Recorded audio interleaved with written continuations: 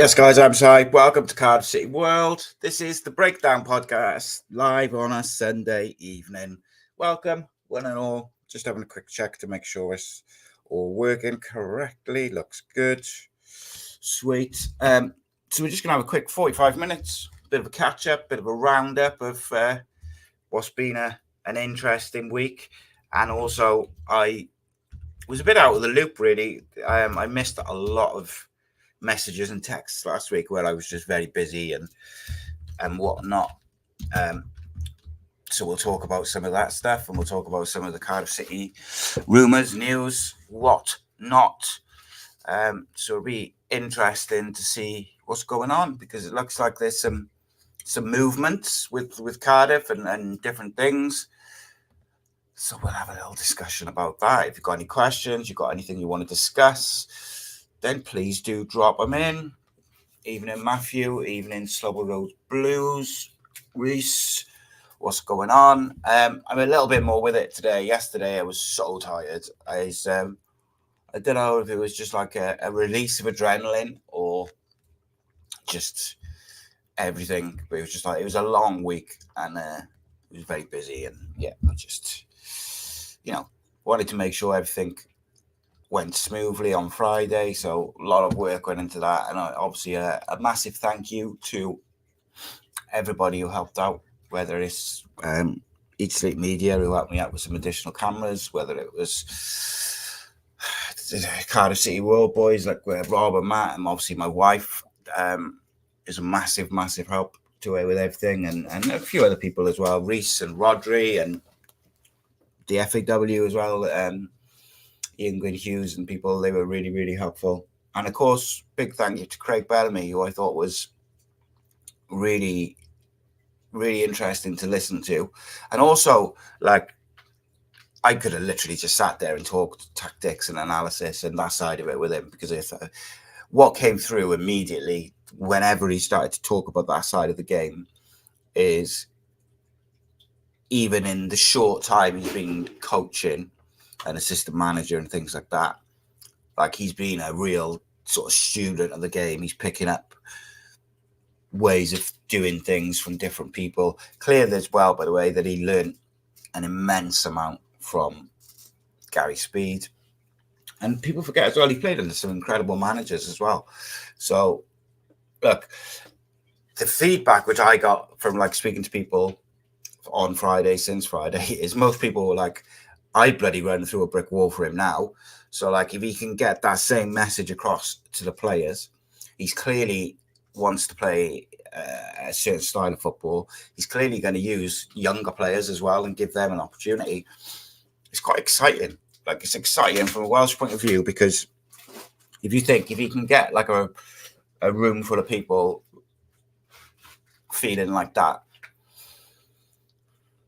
these players who are going to have the utmost respect for him, for everything he's done in the game. Obviously, he's a Welsh footballer who achieved so much. It's going to be fascinating to see how it goes, because one of the points which I brought up to him was, with Chris Coleman obviously took over in difficult circumstances, the worst circumstances, and it took him a year or so to get it right. And really, it was only when he did things his own way that he was able to imprint on the team, like his vision, and get them playing. And I would argue that was the same for Ryan Giggs as well. He kind of tried to carry on what Coleman had done initially, and then it was only when he got rid of some of the aging players and did it the way he wanted to do that he found that bit of success. So I was kind of interested in that, in whether he was going to sort of try and carry on from Robert Page, or whether he was just going to go in and do his own thing. I was also really interested in what he had to say about his backroom staff, hinted quite heavily at certain things. So I'm very interested. I think we'll see, from a Cardiff point of view, by the way, I think we'll see at least 2 people in this week. I know that there's been, I think it was Glenn said from Wales Online, said there's a medical from that lad from PS, is it PSG, I think, But I also have been told by loads of different people throughout last week, and particularly at the end of the week, and people who I kind of trust, is that Alex Robertson is pretty far along. Not sure if it's like medicals and these things. That was the word. A lot of people seem to think he was having a medical Saturday. As far as I know, I suppose, or I've heard, it's more that Errol Bullock was in Austria, so he hadn't met. He's got to speak to these players and see if they're on board with him and whatnot. So obviously, it was more my understanding that he would probably meet with him or speak with him on Saturday. But it sounds like things are in place. I know they're working exceptionally hard on getting some signings in. So I think that it's clear that we'll see some ins. I think when we get a couple of forwards in, we might see some outs as well, whether they're on loan. But he's got to, let's be honest, right?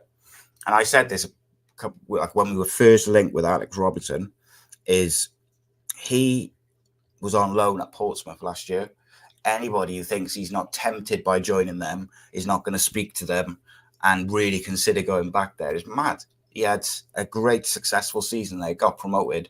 So, of course, he's going to, speak to them. Even if he's speaking to us, he's going to speak to them. And, Man City are not, from what I was told by someone up in Manchester, they're not that fussed on selling him. They'd rather send him out on loan. And if they do sell him, they'll have a big sell-on clause and stuff. But Hertha Berlin it was, sorry, not PSG, for that Wilfred Kanga. It's going to be interesting how that sort of develops with Cardiff, because I think sometimes people forget how much goes into a transfer, the negotiations, the medical, and then even when all of that's done, you've still got to get, because we're a Welsh club in the English League, it takes longer to get it all ratified by the FAW. It just takes time, but I think people need to be patient. But we'll talk about that a bit more. I want to talk a little bit more about Friday evening. Matthew says he really impressed me by the way he spoke, conducted himself, and coming from there, you felt really positive about the future of Welsh football. 100%, mate. I don't think it's different. It was difficult for it. And this is another thing which I think people forget is it's difficult for him because there's a certain section of the support who are kind of waiting for him to fail, and he's going to have to win them over because of the heavy Cardiff links. And I thought it was really interesting at the end of the evening, right at the end as we closed it, and everyone chanted for him to do the Ayatollah, and he didn't. And then he explained why, and he got a standing ovation. Can you imagine? So I think that in itself speaks for how much he impressed people by the way he spoke, what he spoke about. And it's really exciting. He spoke passionately about, coaches like De Zerbi and what they're doing. He spoke about tactically trying to create overloads in different parts of the pitch. And it was really fascinating for me, who's someone who really likes the tactical side of football, to listen to him saying formations and all that. It doesn't matter. It's about creating overloads in different areas to give yourself an advantage. And I think that is, you can tell, and he had put himself on that course of the analytics software, which they use. And he, when they were with Vincent Kompany at Anderlecht, and then he went to Burnley, they got Pep's analyst working for him. And he said, Pep used to, go do training, do his media, do whatever. And then in the night, he'd open a bottle of red wine, put Adele on, and him and the analyst. And then the analyst would be firing different scenarios. They'd be discussing different scenarios on the pitch, or if this happens, what we're going to do. And he'd be going till, late at night. And I think that kind of coincided with something that we had talked about when we talked about his playing career, where he had said he learned as he went through his career and he saw these top level players and how they conducted themselves, how they looked after themselves, the intensity that they showed in training. He said, and we kind of talked about, it's no secret that the very best players are the ones who put in the extra work. And then that kind of came full circle. And it's the same with coaching and managerial side of things. It's those ones who put in the extra work. And I've got to be honest, by everything he said, everything he talked about, it's kind of interesting because he's clearly put the work in the last couple of years to equip himself to be the best possible version of him, of himself as a coach, as a manager, whatever it may be. And equally, something which I find really fascinating is like he's got the we did talk about it a little bit before everything was rolling and stuff, but like he has got this reputation of being quite fiery and quite difficult.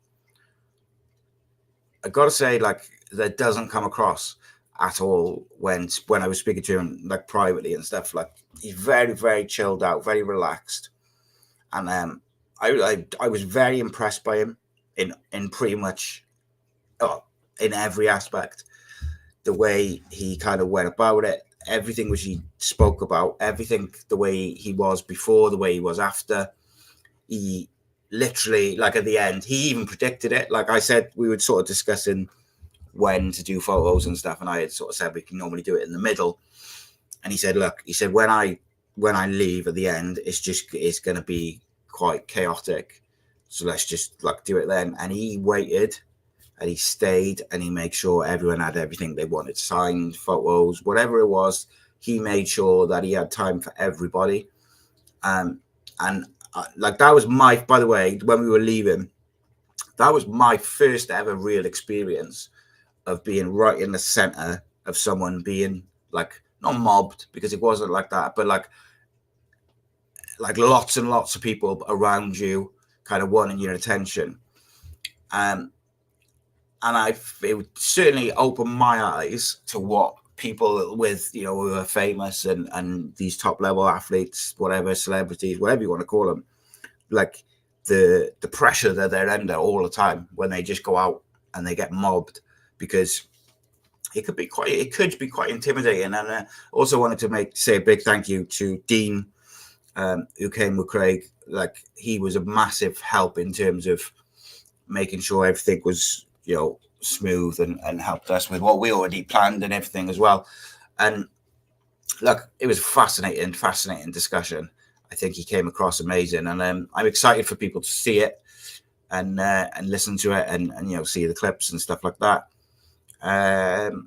Someone asked me this morning, what's next? There's something, but so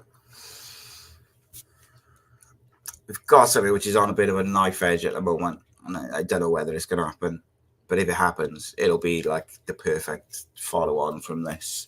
I don't know, even if it doesn't come off, we've got plenty going on. We should hopefully be able to announce the next City Legends night fairly soon. I think there's only going to be one more this year. I'm not sure, but we'll have to see how things pan out. So, and when I say one more, I mean there'll only be one more City Legends event. Just to be clear, might not be the only live event. We'll see. We'll see how things pan out. Got lots of stuff planned, and I'd be lying. Like the reaction when we announced it was incredible, and like it was very sort of woof, and then the reaction from Friday night all day yesterday. Like I've still got, I think, about 30 unread messages on like WhatsApp and Twitter and stuff. It's not that I'm ignoring those people. I just haven't had time to like digest it and go through it. And my good mate, my best mate, really, he told me earlier, like, take a day off and just let it all kind of sink in. I was like, yeah, podcast tonight, so there we go. But we go again. We'll go and we'll see what's going. It'll be very interesting to see how I'll be really interested, one, to see when. I think they're going to name his coaching staff quite quick. That was the impression that I got, is that they're already kind of moving towards that, and he's got a very good idea of who he wants. I think Paul Abandonado, who was there, put something up on Twitter saying that he thinks Andrew Crofts and Graham Jones are probably the two he was kind of hinting at. I agree. Which is really interesting because Graham Jones, we had on the podcast before, and then since he was on the podcast with me and Andy, he went on and was like a England assistant manager. He's obviously at Newcastle now. I do think though, if Eddie Howe was to get the England job, he probably goes there. He's a proud Englishman. He's done it before, but then you never know. You never know. Because I think a lot of coaches and people will be excited when they read and hear what he's had to say in that environment and talking about what he wants to do. I think you wouldn't be surprised if kind of coaches and people want to work with him. Andrew Crofts would be a good choice if they can get him out. I think they probably wanted that Simon Davis, who's at Spurs, involved in some fashion, but I think he got promotion at Spurs. But whoever he brings in, I think it'll be really fascinating and really interesting because he's got a plan. And if I was a player, like a Welsh player of any age, listening to that, like I'd be genuinely excited for what's coming because it's very clear he wants to play a certain way. He's not going to be afraid to utilize young players. He mentioned a couple of young players. He discussed the Isaac Davis thing, which is really interesting, where Burnley bid 3 million. And he said, like himself, we bid 3 million. Cardiff turned it down. They wanted 8. And then loaned him out. And it's like, that is the most Cardiff thing ever, isn't it? Really. But on the other hand, I think I would like to, and I think this season we'll see the best of Isaac Davis if he stays at Cardiff City. I do believe that. Like I say, if you've got any questions, etc., drop them in the chat. We will be, I will hopefully be dropping the full event, like video and stuff, later this week. We've also got like the Joe Ledley one to come, the Willie Boland one to come out on video. So there's loads of stuff coming. We've also got a question of sport kind of based around Cardiff City coming. That actually might be out next Saturday because I know Rob and Matt are not about. So I might pop that on and let people check that out because that was a wicked, super enjoyable. And I think we'll definitely do some more of those sort of game shows type things. A lot of fun. But at the moment, I'm kind of just trying to digest everything and get back in the day-to-day loop and whatnot. One thing which I didn't get around to kind of asking about was I was sort of interested in what his thoughts were on Errol Bullett. He mentioned that one of the first things he did is he went and met him personally and had a chat to him and said that it's important that they have like a good communication between the clubs and the manager and the Welsh setup. So that in itself, I think, was also encouraging because it was clear that Errol Bullett was not impressed whatsoever with Robert Page at times. Like he made that really, really clear at times. And I wonder if that conversation had anything to do with Aaron Ramsey having the summer off. I have no idea if it did or it didn't. Or if that was completely Aaron's decision. But ultimately, I think long-term for Wales, for Cardiff, for Aaron, I think that will probably turn out to be the best sort of option. Here's a question for you guys in the chat there. I've seen Sorry Cabba has been sort of linked or is certainly available. Would you be happy if he was the signing for the summer or the striker signing? Because I've seen a very, very mixed response. I see a lot of people saying, yes, definitely his goals kept us up. And then I've seen quite a considerable chunk of people saying, actually, no, yes, he did well for us, but the way he plays probably doesn't suit the way we're looking to play. His general play wasn't that great, which is interesting, isn't it? Because you need a goal scorer. Like, we need a goal scorer. But as I did mention, I think last week, possibly, we also need a striker is what we need. We don't necessarily need a centre forward who's just like a fox in a box who just scores a load of goals but offers nothing else. because I don't think you get the best out of the others. And I think one of the problems that Ruben Colwell had last year was when he was doing quite well at the second half of the season was the players around him. And I think we've so far with Willock, that's a good start. Isaac Davis looks sharp. That's a good start to getting the right people in the right areas. We need a good striker. So that Wilfred Kanga, I'm going to do a big load of research on him, because I'm not going to sit here and lie to you guys and say, oh yeah, I'm super familiar with him. I'm not.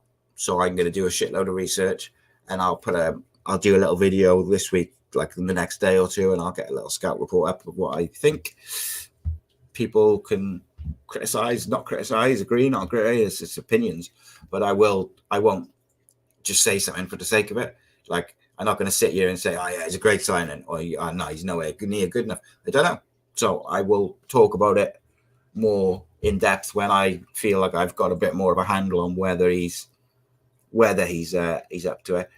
Dan says, I wouldn't take Kaba now. I wouldn't take Kaba now that we have Kanga. I would rather someone like Tom Cannon on loan. I do like Tom Cannon, mate. I've got to say. And there might be people who say, that there'll be people who are more familiar with Kanga. So, they'll be in a better position today, now at the second, to discuss it. However, what I will do is I'll have a look at his general statistics. Wilfred Sanger. I got to say, like, knowing how we've rolled in this window so far, and knowing the work that Errol Bullitt has put in and the people he's put in place behind the scenes to deal with this sort of like signings and scouting and stuff, I'd be fairly confident that it's a good signing, or at least there's potential to be a good signing, because you never quite know. We've talked a lot in recent times about sometimes it's just being at the right club and it clicks, whether you're a manager, a player, it just clicks. He's a good age. He's 26. He's played a couple of times for Ivory Coast. He's a big boy as well. He's 1.89 meters. Completely looks like he can play in the wide areas, but by all accounts, looks like his preferred position is through the middle. We'll have a look at his full stats and the breakdown of how he's performed in the different positions in just a sec. Inked Vendetta says, looks mint in the air, does Kanga. He loves a header. That'll be good for me. Martin Davis says, no for Kaba for me. His overall play was poor. Since he left us, his goals have dried up too. I don't think he's mobile enough for Errol Bullitt's needs now either. Yeah, look, we all, like, Errol Bullitt predominantly wants to play with the ball on the deck. And that is one of the reasons why I never really understood why he didn't want to play Karlan Grant through the middle.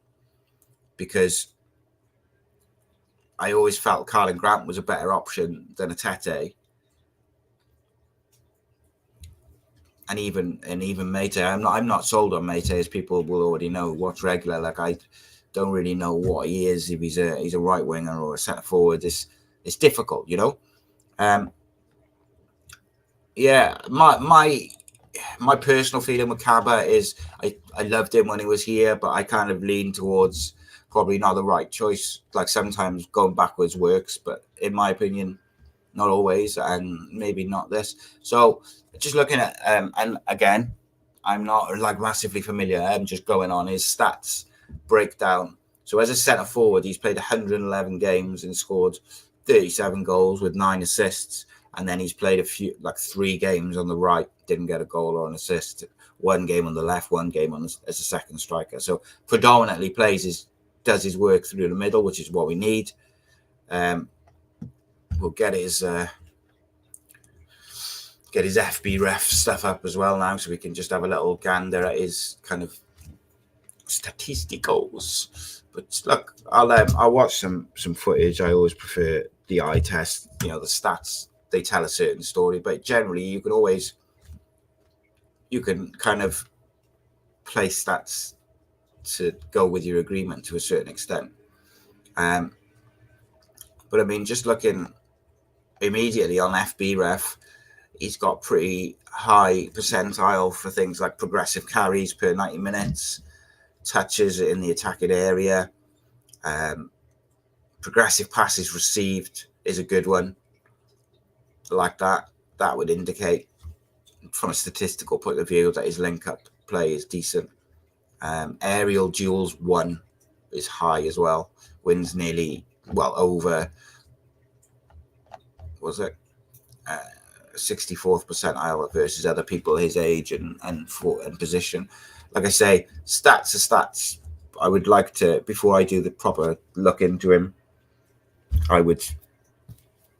Yeah, so Inked Vendetta said Mate needs to move on. He isn't good enough for a top 6 side, which we're aiming for. So same, and he says same with the Tete.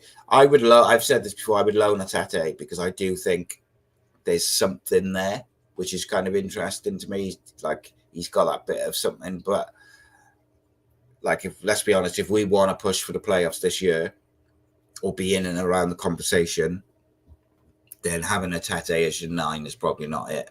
So if this Kanga's the guy, I'm not against Isaac Davis being the backup number 9 at all, because I think he's got a lot of attributes which will be beneficial to the way we play. I also think he's very, very good link-up play with Ruben Corwell and people like this. Ramsey, he works well with them. And also Isaac can also get time off the right now and again, so he doesn't have to be constantly on the bench if Kanga is the guy who through the middle all the time. So he's not just a sub constantly, like you can give him game time. But I'm fascinated by it all. I got to say, like, I like what he's building so far. What I'm interested by with Bullet now is what he's going to do with some of these players. You know, I think most of us expected Callum Robinson to be moved on, but his attitude and his work rate and the way he's gone about things over the summer, has he convinced and, has he turned it around for himself? Because with Callum Robinson, it was never an ability thing. Never, ever. And going back all the way to the start of last season, I assumed he was going to be our number 9.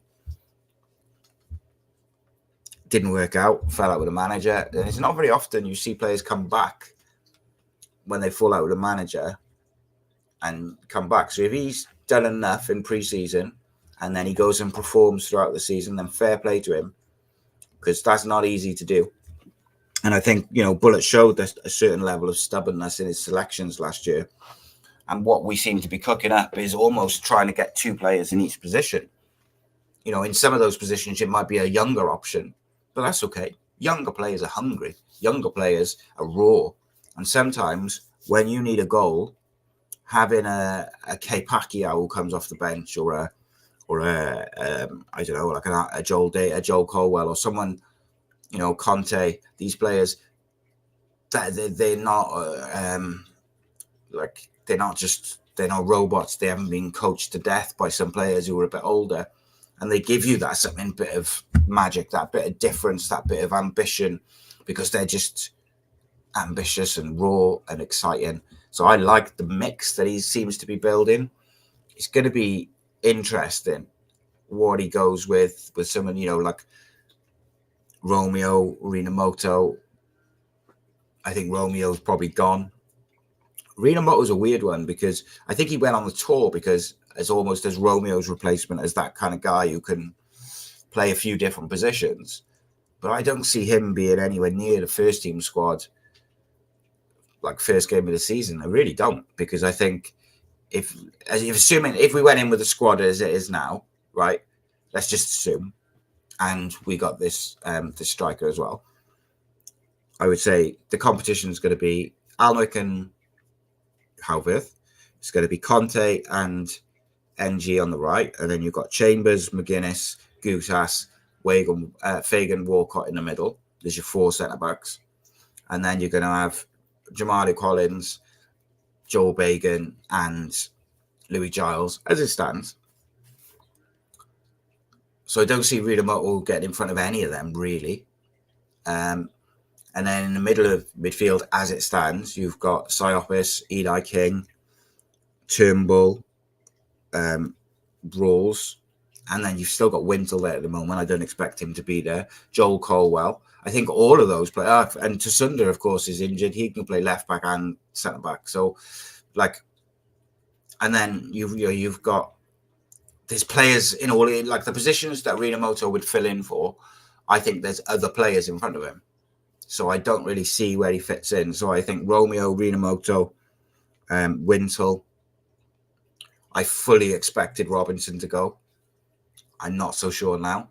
I will do some digging about that to see if he's like, because I do think there's also a potential that when we get a striker or two in, or a striker and a winger in, that Robinson may go then. Who knows? Because I think he's on quite. I think Robinson has quite a lot of. Oh, sorry, I think he's got quite high wages. And then, like, if Robertson comes in, which I really hope he does, I think there's a good chance he does. Then, Rinamoto's got zero chance. I said all along, like, Wintle was always the odd one out because you had Siopis is Bullett's man. Then you've got Eli Kings, who had a really, really good loan, who's happy to play the backup to Siopis. And I think he's quite capable of doing that. And then you've got Rawls is the club captain, just signed a new contract. Turnbull's just come in January. So Wintle, and then you've got Joel Colwell, highly rated youngster. Like, Wintle was always the one out of that group, which was probably going to be moved on. Don't think he helped himself as well with some things he did at the end of the season, but whatever. To me, we need now, if we've got this striker and he is the 9, we'd really like to see us get a genuine out-and-out winger and an 8. Like, a number 8 for me is almost the most important position. I know we need a forward, and hopefully, like, this Kanga is it, but like, the number 8 position I think is vital for Cardiff this year, because if we go into the season and our sort of our options for alongside Siopis are kind of Rawls, King, Turnbull, I'm not sure on. Like, I'd like to think that he'll come good, but I'm not entirely sure where he fits in. I'd like to see him given a run in that 8, but like, if we bring in a Robinson, he's not, like, Turnbull's not going to play in the 8, and then is he going to play in the 10 if in front of Ramsey and Colwell? Probably not. So it's difficult. The one caveat, I suppose, and again, like, I still stand by what I said the other day. I think we'll end up selling one of Colwell, NG, or McGuinness. I think one of them will be sold. I don't want them to be, but I think one of them will be sold, just to kind of try and balance the books a little bit. But that's a prediction more than anything.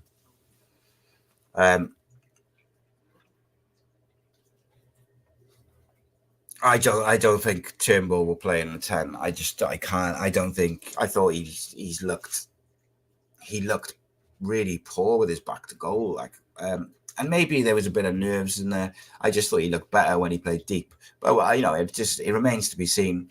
I'd rather see Turnbull at 8 than Aaron at 8. I also think there's a slim chance we see Colwell play off either the right or the left and get a bit more license to roam. But it's going to be really interesting, because suddenly we're going to end up like, it seems like we're going to end up with a lot of options, whereas last year it felt sometimes like we had no options off the bench to really change a game. And now suddenly you're looking at it and you're thinking, wow, we could have like a really strong bench. And I like the mix of youth and players who are ready now. I really like that mix. So it's going to be interesting.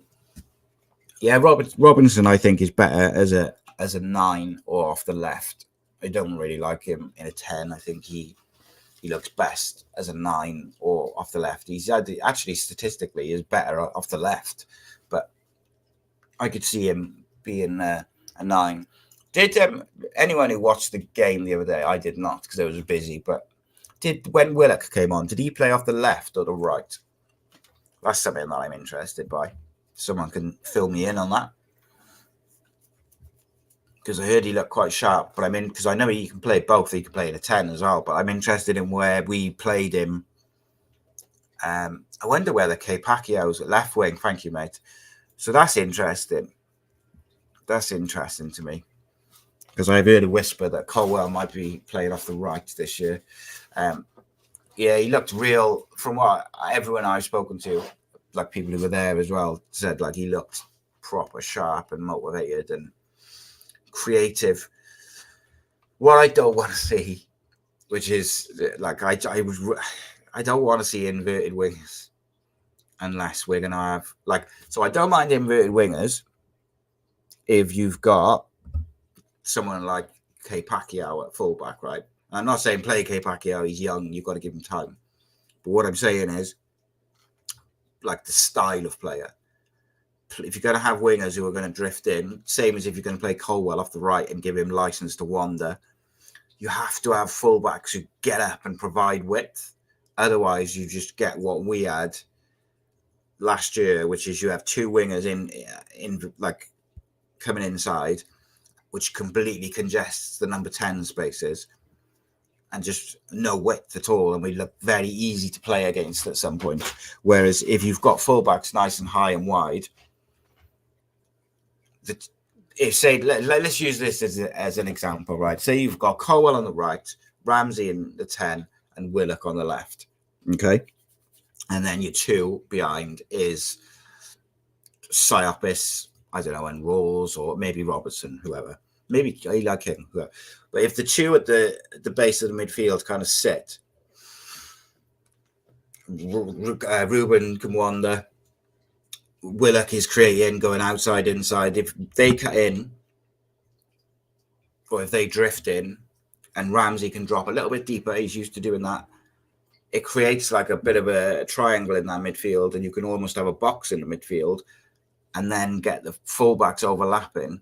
You can afford to do that because you've got the protection. Like Siopis can just sit. And my thing with Siopis last year was start of the season, excellent. End of the season, excellent. Because he was just a 6. He just was a defensive midfielder. And he did it like it was encapsulated by when Adi Tanner was left back and he was bombing forward at the end of the season. He wasn't used to the position. And a couple of times when play broke down, and Siopis just across to the left, swept up, Tanner comes back, job done. And I think what we may see, because at the start of the season, Bullock was using Perry NG a bit as an inverted fullback at times. What you might see is Siopis drop almost in between McGuinness or Gutas and Chambers, or whichever two it is, to make a 3 to allow the rest of them to kind of create width and space. It's exciting for me. Like, I'm genuinely excited by what I think he's building. I also think he might be building 2 systems, whereby he might be building the 4-2-3-1, which we saw most of last season. But I think he might also be building a sort of 3-4-3 or a 3-5-2 or whatever. So, and I think that's important, being able to adapt in games, in certain games, being able to adapt midway through the game to different formations, different positions, depending on how the game's going.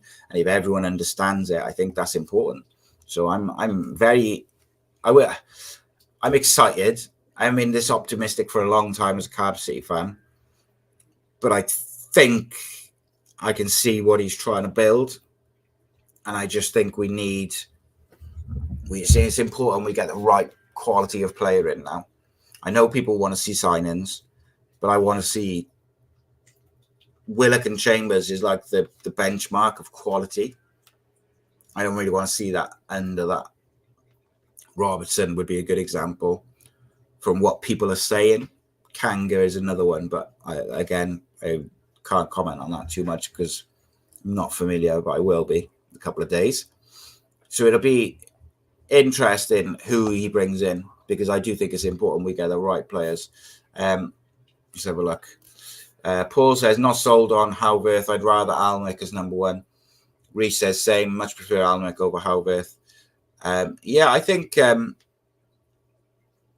look, football is football, isn't it? And at the end of the day, what you have to do is you have to base it on today, not 18 months ago.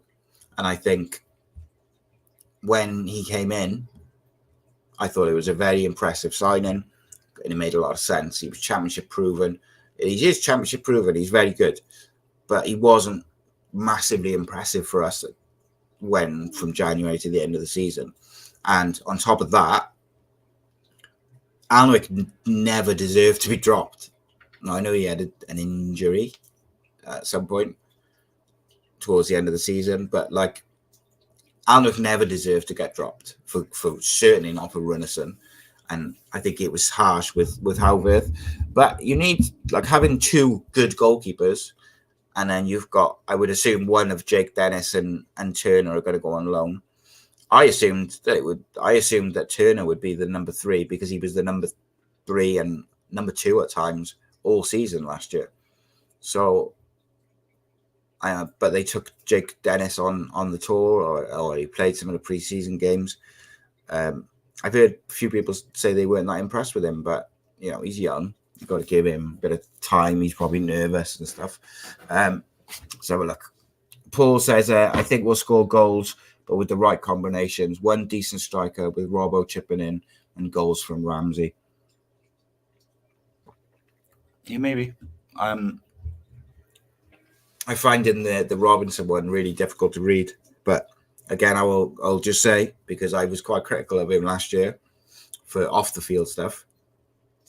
Everyone I've spoken to is like, I can't put over like how highly they've spoke of his attitude over the summer and going into it. And he's looked sharp, in fairness. It's not just about his attitude.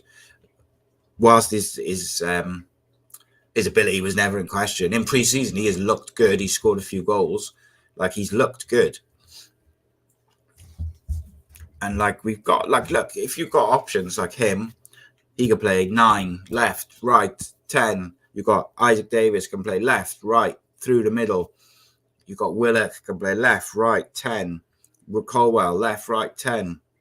I also, I think we had like a discussion on one of the shows last year towards the end of the season about when we had no strikers, and it was like, play Ruben as a false 9 and have Ashford behind him and have them sort of going back and forth. And we only mentioned Ashford. He's another one who's, you know, and like talking about those young players who can come off the bench and be raw and aggressive and just direct. That's what I would like to see. I would like to see our benches being a mix of, in the attacking areas, like pace and youth and creativity. I would like to see our bench hypothetically made up of a keeper, a versatile defender who could kind of fill in at fullback or centre back, Rawls or Eli King, depending on who's available and stuff. So that's 3. And then the rest be all kind of creative, pacey players, even if you end up with quite a young bench. So you've got your Rawls or your King who can fill in the midfield. Also, I think Rawls is going to be an important player this year for us at times to keep things calm, to keep hold of the ball. But he's not going to play every single game. But I do think he's got an important role to play. But I don't want to see our bench end up being a keeper, 2 defenders, Rawls, King, and then like, I don't know, Davis. And like, you've only got one player who can really change a game for you in an attacking sense. And also, an EFL Cup run will do wonders for keeping the squad happy. And, you know, that EFL early Cup run last year played a big part in Ruben Colwell forcing himself into the starting 11 because he initially found his form playing in the EFL Cup and then took that form into the league and by far one of our better creative players or aggressive players. But it'd be interesting. I'm interested in what he's going to do with K Pacquiao. Very quickly before I finish, I'm really interested in what he's going to do with K Pacquiao because he was really impressive in the preseason game he played. He was really, really, really impressive for Wales under 17s. I think you got Bagan, K Pacquiao, and Louis Giles, kind of 3 young left backs, if you like. Joe Bagan's a bit older. Like, do you loan Louis Giles do you sell Bagan and then keep Pacquiao, or do you sell Bagan and keep Pacquiao and Giles as your kind of backup, with obviously Tsunda there as that more sort of stronger, if you like, physically at least, sort of option. If you play three at the back, you know, Dowda I haven't mentioned as well. Jesus, he's got options, but I also think we have to balance the books as well. Like, we can't just spend; we have to move some players out. But I'm hoping that yeah. So Martin was just saying Pacquiao generally plays on the right. So like with that, I think I was under the impression he could play on left or right, mate. So I'll double check that. But with Pacquiao, like, because I think Conte is now the backup to Petty and G. And he rightfully so. I think he's been super impressive since he came into the first team, and he is like a prime example of a young player getting an opportunity through injuries or whatever, and grabbing that opportunity with both hands. And the good thing with Raheem Conte is he's versatile. He can play in midfield, he can play in defence. But I think as a right back, he's looked really good. But actually, like, as he played in the younger age groups, he was a central midfielder. But he's impressed as a right back. So that's an interesting one. We will have to move some players out. I'm sure some of these younger players will go on loan. But I would like to see some of them kept around and in the first team squad. The one, you know, Conte, I think he's done enough to be in the first team squad, to be honest with you. Got you. Played right back in the Euros, but you can play left as well. Yeah, I think I really like Pacquiao, and I really like Conte. I really like Louis Giles' mind as well. I think he is super talented. And another one who did well when he came on towards the end of the season. There's not enough space for everyone. So I think you probably keep a few of the younger players around to play in the cup and the 23s. I think one or two of them will be in the first team squad, and then some of them will go on loan. I think Joe Bagan probably gets sold. I don't know. I think Eli King will be part of the first team squad. I think Joel Colwell, in my opinion, needs to play. Now, if he's not ready for whatever reason, if the manager doesn't think he's ready, should I say, then but I would loan him to somewhere where you know he's going to play. Whether that's you go back to Kortrijk and you say, like, play him, or you go to a League One club somewhere you trust, which is going to play him. I just think Joel Colwell's at an age, and he's come on physically a lot in the last 12 months. The technical ability is there, and he's definitely physically got bigger. He needs to play football now, like, regularly. And I'm not sure that midfield area is looking a bit congested. So is he going to get that game time with us? I'm not sure. So if he's not, I think he's got to go on loan somewhere where he's going to play, because I think he's going to be a real player for us. But he's at that age where he needs to play now. Who else have we got? Anyone I haven't mentioned? But yeah, that's kind of where we are. I'll do a proper little scout report and some research on Kanga, because as I say, I don't want to just talk about stuff which I don't know, or I certainly haven't got a at least reasoned opinion of. I shall then also, we've got the Bellamy video will be out at some point this week. A couple of cameras and stuff, so it'll take a bit of editing, but I will get it done. Question of Cardiff City, the question of sport, it's kind of parody, for lack of a better terms, that we filmed is out. It's team Terry Phillips versus team Paul Abbandonato. So that's quite cool. That'll be out probably Saturday, I think, Saturday night. I've also got an interview with former Wales international Pia Nicholas coming out this week on Ace Podcast Nation. So look out for clips of that on Cardiff City World. But please do go to Ace Podcast Nation, check it out. And someone, a couple of people actually have commented and asked about the tickets for the live events. The only way to be 100% guaranteed of a ticket for any of the live events that we do is to be if you're a member of Ace Podcast Nation's Patreon, patreon.com/Ace Podcast Nation. Price of a cup of coffee a month. You get loads of different content and stuff with it. But what you do get is you get 24 hours access to the ticket sales before they go on sale to the general public. So like, they're all limited events. So the whole point of why I started doing, or why we all started doing the City Legend events, was I wanted an intimate setting, no more than about 100 people, depending on the venue, depending on the costs that need to be covered and things like that, where you have an hour of me and them talking and telling stories. Then you have time to have a chat with them and take a photo. And then we have the questions, which we open up to the, to the chat and the rest of it, to the people in attendance. And everybody, and I've done a few of them now, like off the top of my head, we've done Darren Pearce, Michael Chopra, Andy Campbell, Willie Boland, Joe Ledley, and of course, Craig Bellamy, this most recent one. Obviously, Joe Ledley was only a couple of weeks ago as well. Every single one has been, the feedback has been 100% positive. 100% positive. Whether it's the sound, whether it's the intimacy of it and the ability to really have a chat with some of these players that you've grown up with as heroes. So having the ability to have a conversation with them for an extended length of time is really, it's an enjoyable thing for a City fan. Which, and I'm proud to say that we're going to keep doing them.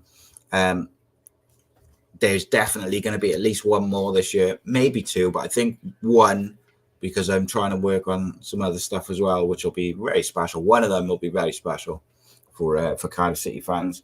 But you never know what you might throw together. You never know what might come our way. You never know. I'm speaking to a lot of people now that maybe weren't speaking to me 2 weeks ago. So we'll see what happens. As always, I appreciate everyone, appreciate the support. We will be back. Make sure you subscribe to Cardiff City World, Cardiff City content 7 days a week. We might jump up with the odd breaking news video as well here and there. Always looking for more contributors and stuff like that. So if you want to get involved, let us know. With regards to tickets and stuff like that, as I say, the only way to be guaranteed early access is to be a Patreon member. Link is going across the bottom of the screen now. Please do subscribe to Ace Podcast Nation as well. That's the thing which kind of funds Cardiff City World essentially and helps us and enables us to keep going and to build what we hope to be, it's the Cardiff City fan channel. It's well overdue. We want to keep building it and making it bigger and bigger so that people can come and get their Cardiff City content, have their opinion, listen to Cardiff City fans talking about the club instead of the media bias you get and the skewed views and stuff like that. Let's talk about it. Let's enjoy it. We all love the football club, so let's get on board. But until tomorrow, I will bid you all farewell. Thank you very much. Appreciate everyone. Thank you very much to all the people watching on Twitter as well. In a bit.